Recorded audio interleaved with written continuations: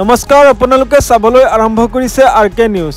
এই মুহূৰ্তত আপোনালোকৰ বাবে লৈ আহিছোঁ অসমৰ লগতে ভাৰতৰ বিভিন্ন ৰাজ্যৰ কেইটামান গুৰুত্বপূৰ্ণ খবৰ। ৱাকফ বিধেয়কক লৈ এতিয়া তোলপাৰ সমগ্ৰ ৰাষ্ট্ৰ।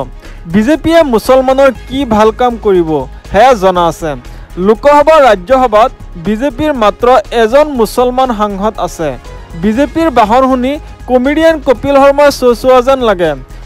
ৰাজ্যসভাত গৰজি উঠিল আপৰ সাংসদ। ৱাকফ বিধেয়ক আনি মুছলমান নেতাৰ ৰাজনৈতিক ভৱিষ্যত ধ্বংস কৰিছে বিজেপি চৰকাৰে।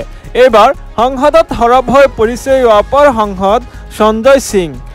সঞ্জয় সিঙে কৈছে, ৱাকফ বিধেয়কখন আনি মুছলমানৰ কি ভাল কাম কৰিছে। সঞ্জয় সিঙে কৈছে, বিজেপিৰ লক্ষ্যই হৈছে দেশত সাম্প্ৰদায়িক সংঘৰ্ষৰ সূচনা কৰা। আন এটা খবৰ, গুৱাহাটী উচ্চ ন্যায়ালয় স্থানান্তৰ হ'বই, কোনেও বাধা দিব নোৱাৰে।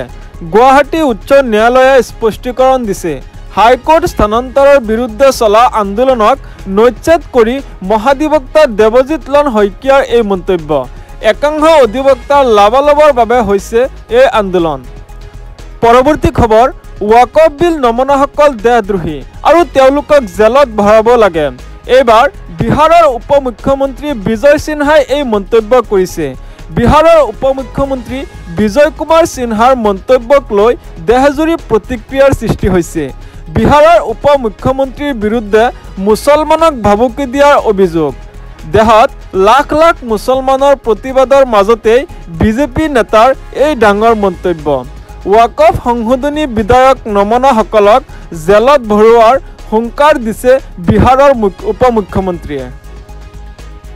এনেধৰণৰ খবৰ নিতৌ পাবলৈ চেনেলটো ছাবস্ক্ৰাইব কৰি ভিডিঅ'টোত এটা লাইক কৰি দিব।